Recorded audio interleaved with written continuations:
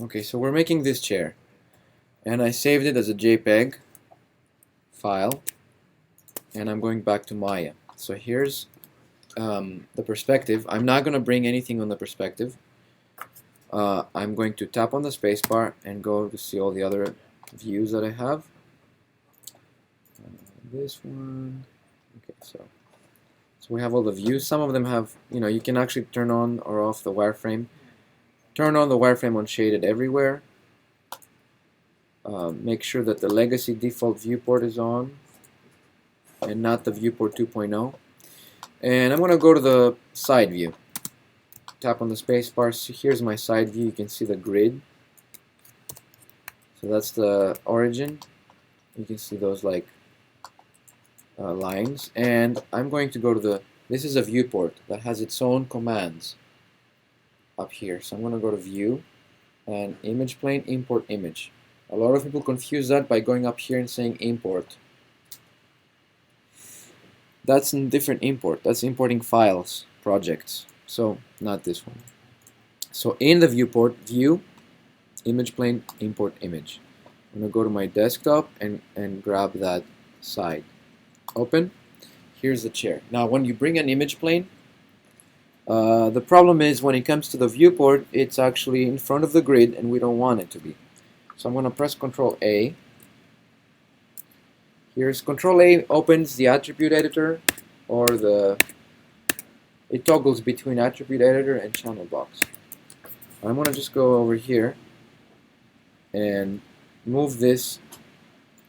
Notice you can see here on the viewport, you can actually move it forward or backwards. So forward is in front of the grid, backwards is behind the grid. So I'm going to move it backwards so I can see the grid in front of me here.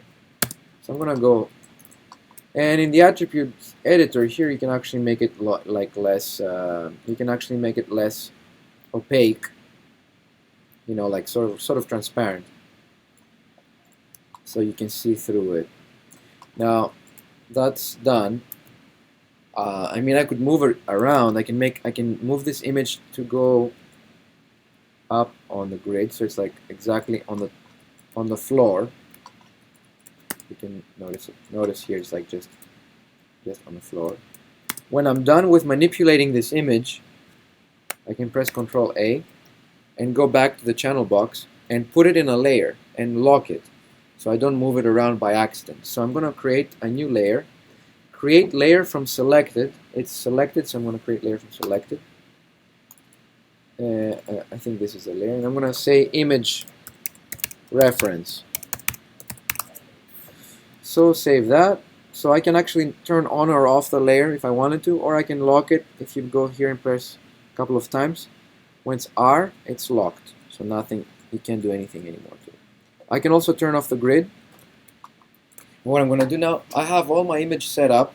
I just need to start shaping the cushions first. And I see that these cushions are these kind of sort of trapezoid shapes, or like these kind of poly shapes that we can easily make.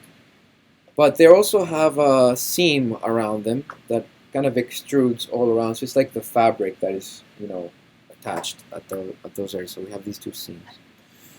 I'm going to go ahead and create a polygon plane. A lot of people would create like a cube because it has a thickness, and that's obvious for that shape. But it's better to create a polygon plane and shape it on the side and then start, extruding it. So plane. So I'm going to make a plane over here. And I'm going to, so usually it's like that, but then you can turn on the X-ray so you can see through. Okay, so now I'm going to select the vertices, these guys, move them here. This should be very intuitive, just selecting one vertex or many vertices and then start shaping. And then you have like, you kind of like step into a problem because you're saying, oh, actually I need more here. So go back to object mode, go to the mesh tools, use the insert edge loop tool and add another loop here. You have to click exactly on the edge to get that.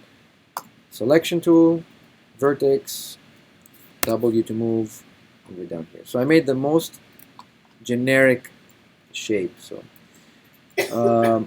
however, now this is like super low poly, super like and you can see that we got some curvatures happening. So what I'm gonna do is, like, once I'm done with that, I will actually divide it a little bit more because I will need that resolution. So it's when you divide stuff, you see that there's like a region here, like a subdivision here. Then I'm going to do another one that looks like that, and another one, so I can have, like, I like to divide things, and I like them to divide so they can look that they're kind of even, not like stretched, so more like square. So that's a good thing. Maybe I can do another one in the middle, like that, so I can divide the middle. Now, I don't like that edge flow. And when we talk about edge flow, means that this goes like that, and then it goes like that, and I don't like it. So I'm gonna kind of shape it around. So I'm gonna go to the vertices, get this vertex W, and kind of shape these things like that. We want the edge flow to be nice looking. So this one over here. So we want it to be like almost like a curve going like that. This little job that I'm doing here, this little kind of like moment that I'm taking to like shape these and create like a more a nicer and nicer looking edge flow is a very crucial thing, because now I'm shaping it and I'm looking at these as like if they were curves, and it would just, so now I have a flat shape with a nice edge curve to it. So what's the next step? Well, let's not worry about that. Let's go up here and do the same for that, and do another create polygon plane, do another one over here, and do the same thing. First, start with what you have. Only 4 vertices, that's fine. Just go and like shape it. We're actually tracing the shape. Vertex, select that, go there. Now this, again, we have like, obviously we have like a little bit of a curvature here. We have more pieces. So we leave it there, select it, insert edge loop tool. And then let's split it here, and let's split it in the middle maybe. And one over here, and one over there. So we have like sort of the same way I split this guy.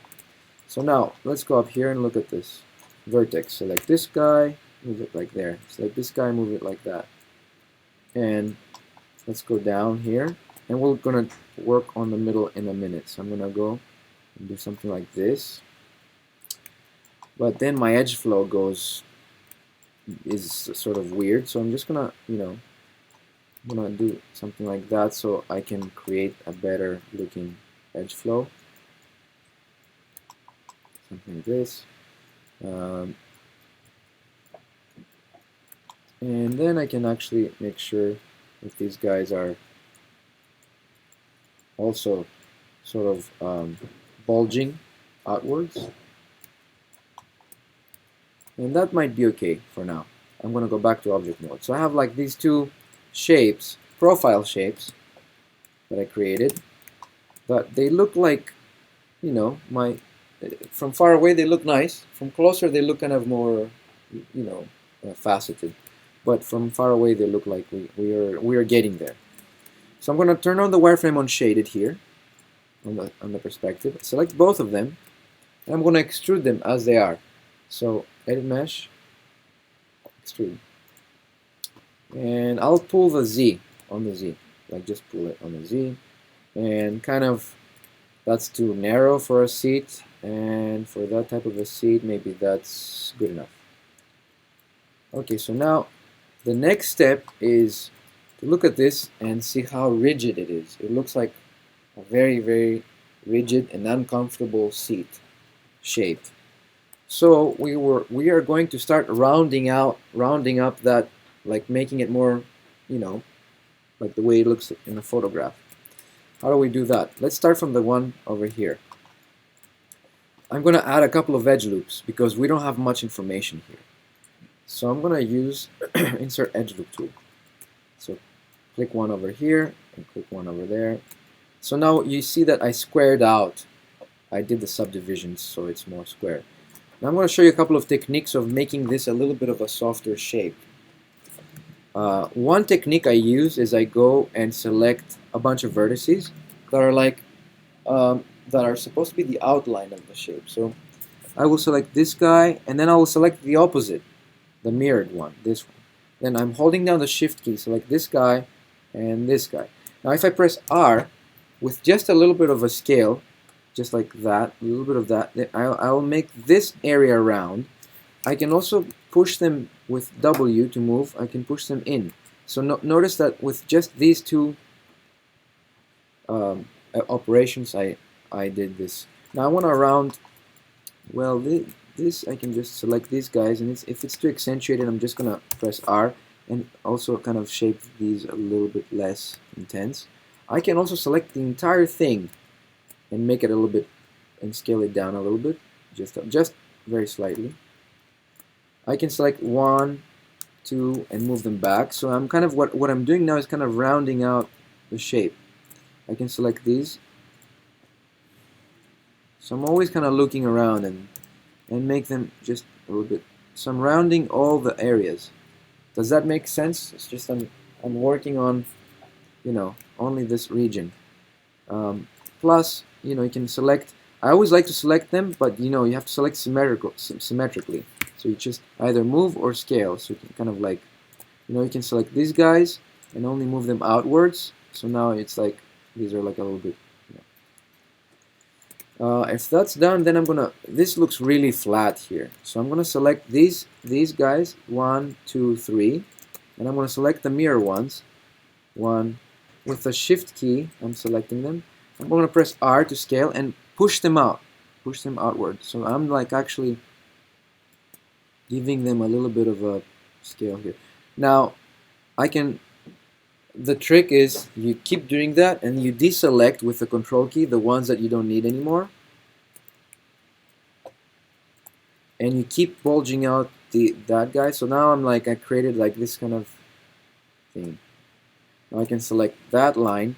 These are all, you know, things that you can do to round the shapes. That's how you would round a character's head. Now this is like and you move around and you just make all these decisions slowly. But you know, notice that I'm actually doing everything symmetrically.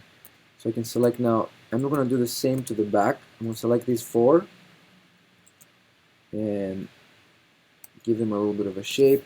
Also push them back. Select these guys. Just also do that. Push them back. And select the middle ones. If I select something by accident, Control, deselect that.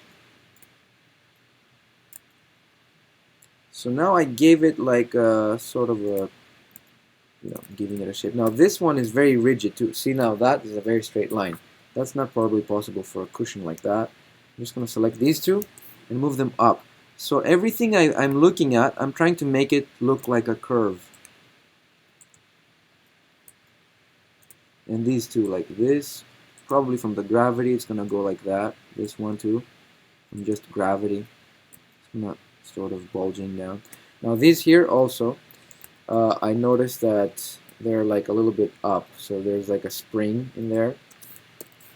I'm going to press Q and start selecting 1. Hold down the Shift, 2, 3, 4, 5, 6, W. I know that this looks kind of boring, but only that operation can be like good enough to create a shape that is more appealing. So if you select these 2, move this back. So it's all moving and scaling. You can accentuate that as you go. Maybe and then you can even select just an edge. Let's say this edge, move that guy out. Now if I press 3, let's see how. Actually, you know, I'm gonna go and look at it from the top, and I can see that I could select these guys, only the top ones, and press R to scale them a little bit, so I can scale them like that, and then these only, so it looks like a little bit more of a select the whole thing. So it has a little bit more a better flow. So the technique, this shaping technique is classic. It's like box modeling. That's the character. You make a character, you do the same thing. You make a helicopter, you do the same thing. You make a car, you do the same thing. This is a box modeling technique, and you go around and you see how things look. Then you press 3 and you look at your shape, and it's really not what we want. This is very triangulated and all that. So let's finish this.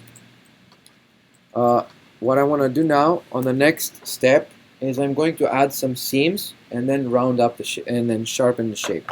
So what I'm going to do is like stop the video here and see if you guys have any questions.